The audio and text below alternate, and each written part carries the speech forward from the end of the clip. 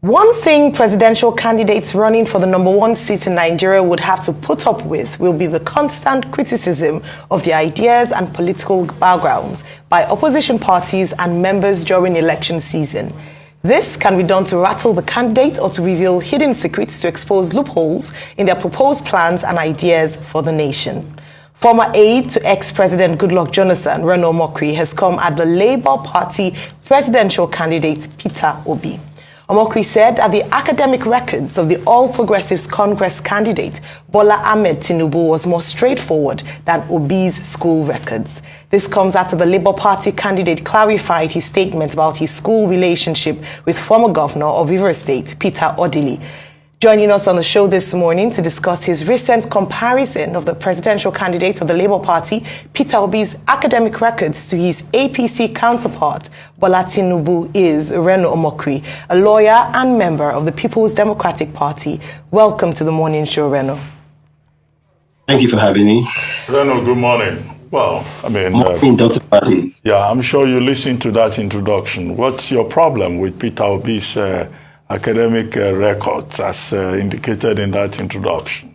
We all know that Mr. Peter Obi attended University of Nigeria, Nsukka, right? We also know that he has multiple qualifications. If I may throw it in, he was my classmate at the Sai Business School at the University of Oxford. So he has classmates who can stand up and say, I sat in the same class with Peter Obi. I can at least attest to that. Okay? And then you say in the, as the introduction indicated, that even the APC candidates' academic records are more straightforward. What is straightforward? Chicago State University or Government College Ibadan? If you may just educate us. Well, thank you for the question. Well, I made that statement in response to criticism from the Labour Party against the presidential candidate of the All Progressive Congress. And I said, if you look at all the presidential candidates, the least educationally qualified, the most educationally backward, if you like, is the Labour Party candidate. Rabi Mr. Congress, who has a PhD in water engineering, Waziri Atiku Abubakar has a master's with distinction in international relations, and Bola Tinubu has a second-class upper in accounting. And you have the Labour Party presidential candidate Peter Obi, who had a second-class lower in philosophy. And if you put that together, it's obviously the lowest. And so when they were poking fun of Bola Tinubu, they have a number of their surrogates and a spokesman saying that, he didn't even go to the Chicago State University. I've said before, look, I do not like Bola Tinubu because I know for a fact that he's a known drug lord. However, I went to Chicago State University myself, physically, I went there. And I released photos. I went there to their exams and records office, and I asked them, and they did tell me that yes, Bola Tinubu attended. He's a proud alumni of the institution, and that there is no doubt, there is no controversy about it. And that's what I wanted to make known to the public. If we're going to be criticizing, we're going to do that based on facts, based on truth. Because we cannot be going after a man with dishonest information or with lies. And if you look at what Bola Tinubu has said, and if you look at what Peter Obi has said, Peter Obi, in terms of lies, he's told much more lies than all the other presidential candidates. I wrote an article, 11 major lies told by Peter Obi. He's told lies from everything from his shares at IBL, from meeting Peter Odili at school, which he didn't do, to American players dominating in the NBA, which was a lie, to saying that a company invested in, employed 60% of Anambra people, which was not true, to claiming that Bola Tinubu sent out anti-Igbo WhatsApp messages telling Yorubas not to vote for him. Look, we cannot run a presidential candidate with such dirty lies, a presidential campaign with such dirty lies. If you're going to go and criticize somebody, it has to be based on the fact. And that was just what I was trying to establish. All right, thank you very much for establishing that.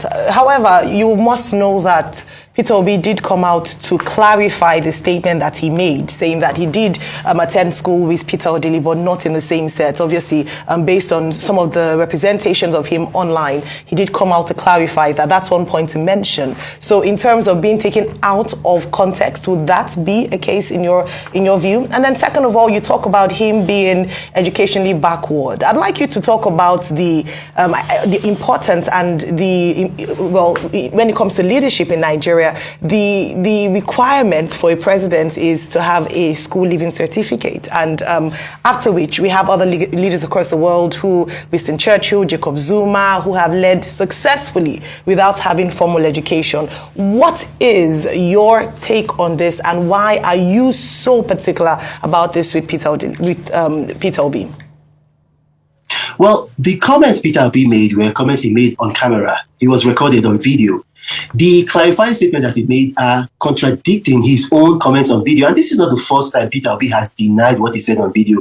I'm talking to you on Arise TV. While he was being interviewed on Arise TV, this very show, the morning show, he did say that the shares that he invested for Anambra in IBL, he invested about $20 million, and now those shares are now worth over $100 million.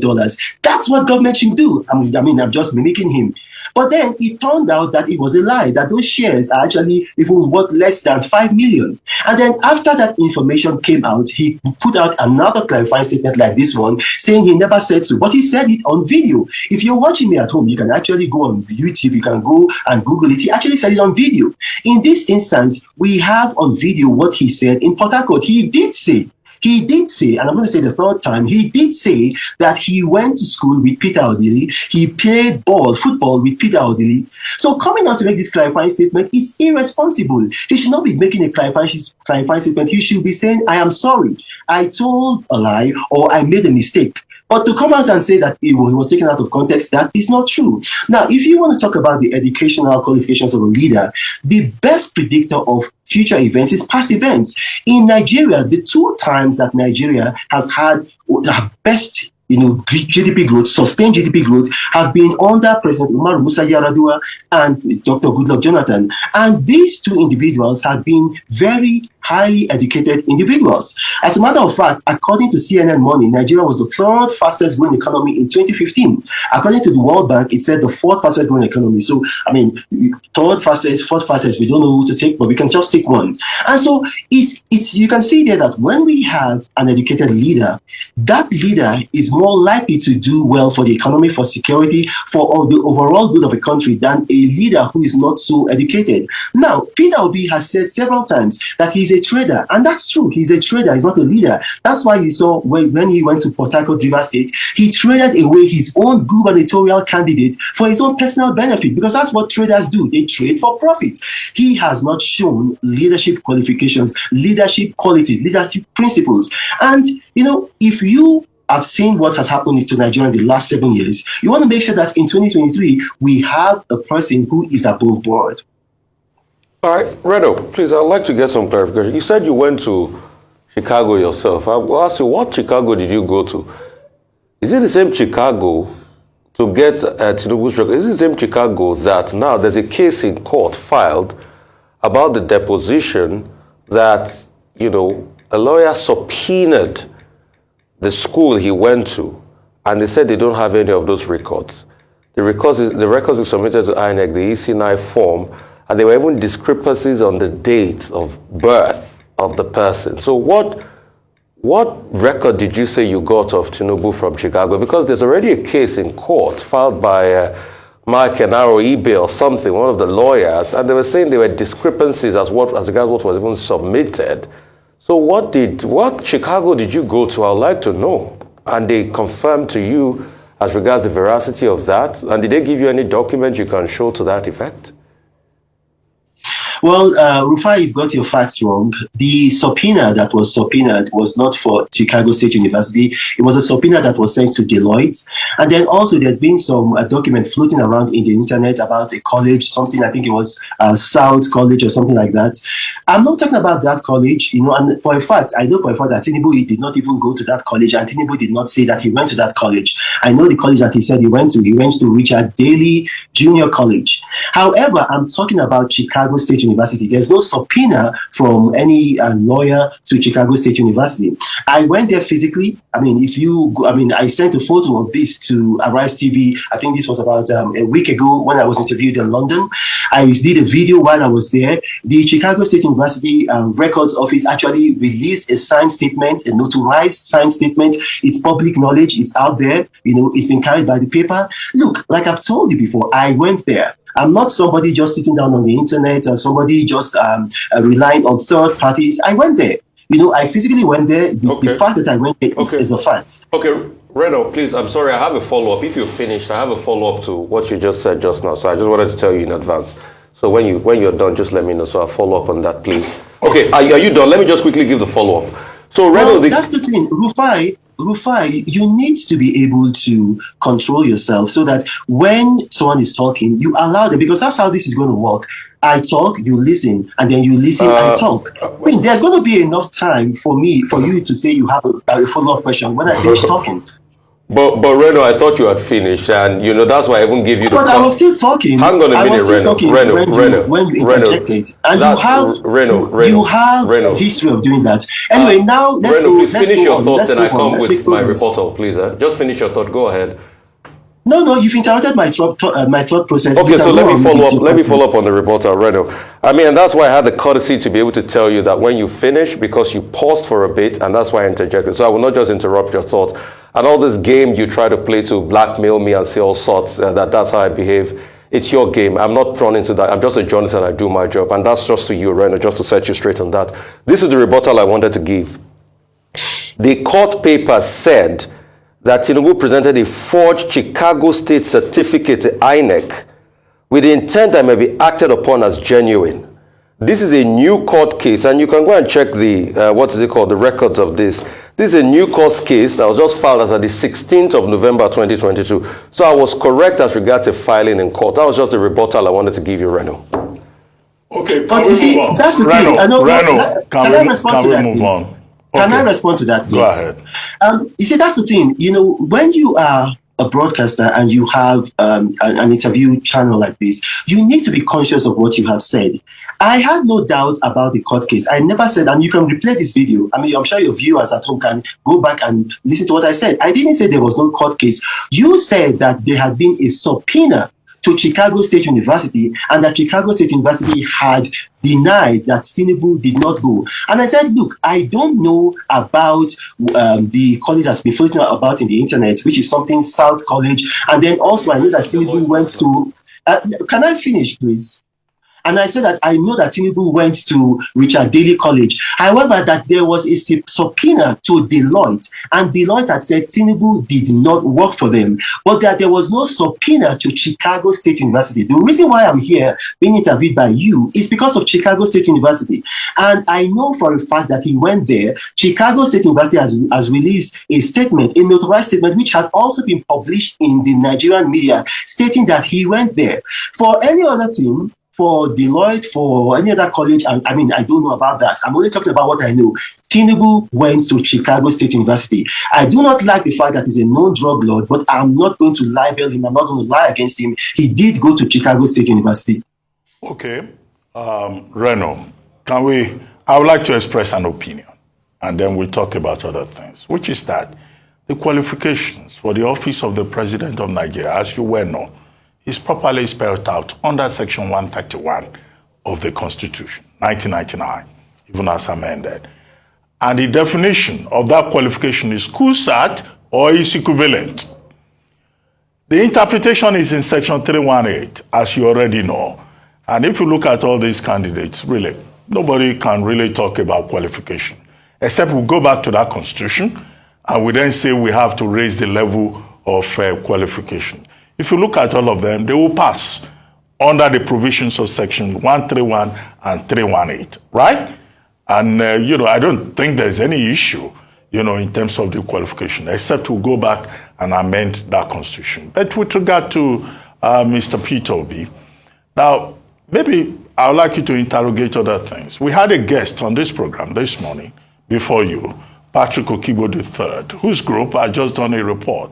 And they said, in terms of net favorability, that Peter Obi is number one among sample size of 2,000 in 12 states, these major states of the presidential candidates excluded, and that he is the most favored presidential candidate.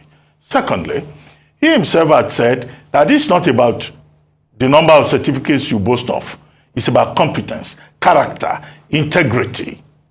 And he has engage us with a 7-point agenda. If we can just focus on some of those basic issues, rather than whether he has a degree or he has a master's degree. Look, my mechanic can run this country. If INEC says it's okay, even if he failed school SAT, that's as bad as it is under the Constitution. So don't let us waste time on that. Well, in response to that, if you have a minimum qualification for a job, and then you put an advert out, and then several people apply, you're actually going to grade them on their level of competence. And so right now we have a job, being president of Nigeria, several people have applied. Rabi Musa Kwankwaso, Waziri Atiku Abubakar, Bola Tinubu, and Peter Obi. So we are grading them according to their qualifications. And according to their qualifications, Peter Obi is the least qualified candidate. And then you talked about some group or somebody coming here to talk about a net favorability rating. I mean, the very governor of Peter Obi's own state, Charles Soludo, he said that he has seen polls that shows that Peter Obi is not even going to get 25% in more than 5 states. I'm sure you saw that. And you have to understand, a lot of these people that do these polls showing that Peter Obi is ahead are his acolytes and his cronies. Look, they do their polls online. And you got to understand, about 38% of Nigeria's population cannot speak any other language other than Hausa. They can't speak English. They can't speak Yoruba. They can't speak even Pidgin. 38% of our population, according to Statistica, they speak only Hausa. 8% of our population, according to Statistica, again, speak only Yoruba. So now you're looking at about 46% of people who, if you do a poll in English, they are not going to be, they are not even going to be able to access it. Now, if you go to the north of Nigeria, they don't get their message, their news, or their influence from social media or from the internet. They get it by and large from radio.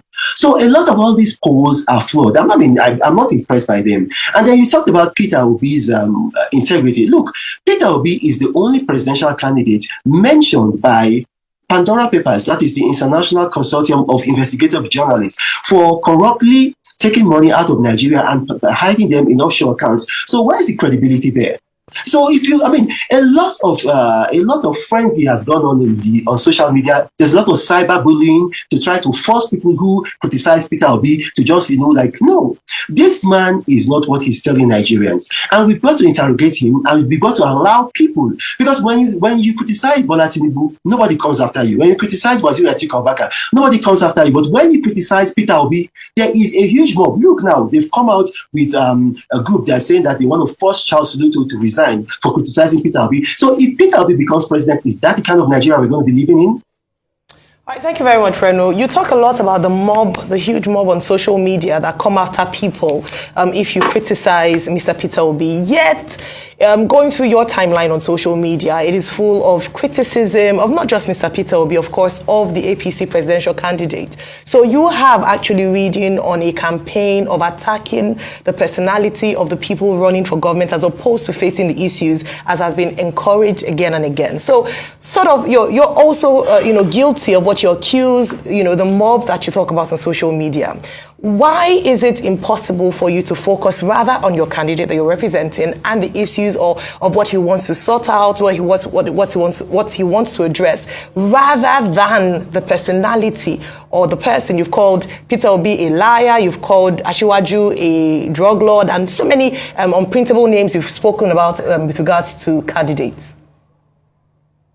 Well, that's not true. If you can tell me the unprintable names that I've said, please say it here. That is false, Ayo. I've not used any unprintable names. Is drug lord a pleasant name? Is that something you can... No. Please, can I respond to that? Yeah. Drug lord is not an unprintable name. If you are a drug lord, first and foremost, if you are a thief, it is not libel to say you are a thief. How am I going to tell you that if you are a thief, I'll come and meet you and say, oh, you are a nice person who diplomatically likes to take things that do not belong to you? No, you are a thief. Bola Tinubu is a non-drug lord. It's not an unprintable word. I've got facts to back it up.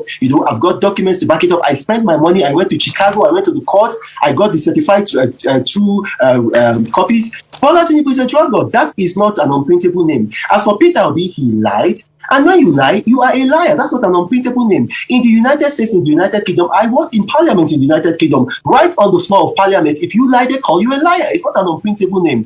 And I address issues. A person's integrity is part of the issues in this election. If you lie, it's part of the issues. Whether or not a candidate's background, if you have a background with drugs, that's an issue. Look at what happened in Colombia. They had a president who had a non-drug lord background. It affected their country, effectively bankrupted that country, because Foreign direct investment into that country almost ceased. Major banks did not want to do business with that country. These are important matters. And it is not true that I do not promote Waziri Atiku Abubakar. Every day, I do a hashtag, why should I vote for Atiku? And I give reasons every single day. Consistently, I give reasons why people should vote for Atiku Abubakar. So, look, if we are going to run on elections and issues, this is how you're going to do it. You address integrity issues, you address competence issues, and you address their backgrounds, and which is what I've been doing. There is nothing unprintable in what I've been saying. Reno, I put it to you again, and I would like to give you an open challenge about your visit to Chicago, and Chicago told you that they had all the records. I would challenge you openly on that, and this is why I would challenge you. At first, you said that the subpoenas were for Deloitte, were not for Chicago University. Reno, you were wrong. In the court papers, in case you don't have access to it, the court papers by Enahoro Eba that was filed recently, he told his colleague, Mr. Matthew J. Qualls, a Chicago-based lawyer, who issued an attorney subpoena on his behalf against Chicago State University, in case number 22L 007289 on the 12th of August. Kwa had in his subpoena directed the school to mail all the documents and records in possession that pertains to Tinubu and his educational qualifications. And it is based on that. In the suit, Enahoro told the court that copies from Chicago State academic record undergraduate and were letters sent to him, which were attached to him as a court exhibit. And it contradicts the material provided by Tinubu in EC9 forms submitted to INEC. So that's to also prove you wrong.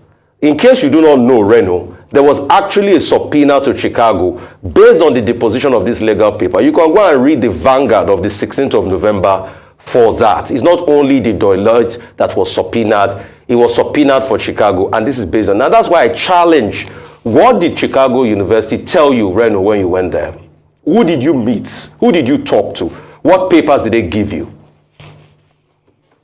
Well, that again, like I said before, there was no subpoena to Chicago State University. An attorney cannot issue a subpoena. I've got a master's in law. I don't know what degree you have. Only a court can issue a subpoena to an institution. And the man, his court case, well, if you look at what he said, those are claims that he's making. It's when you go to court and the court will now verify your claims. So that is a third-party claim. It's not coming from an institution.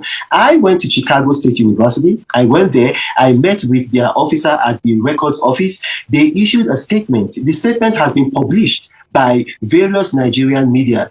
Punch has published it. I believe maybe Guardian has also published it. I mean, if I knew you were going to ask this question, I would have brought the document with me and I would have shown it to you.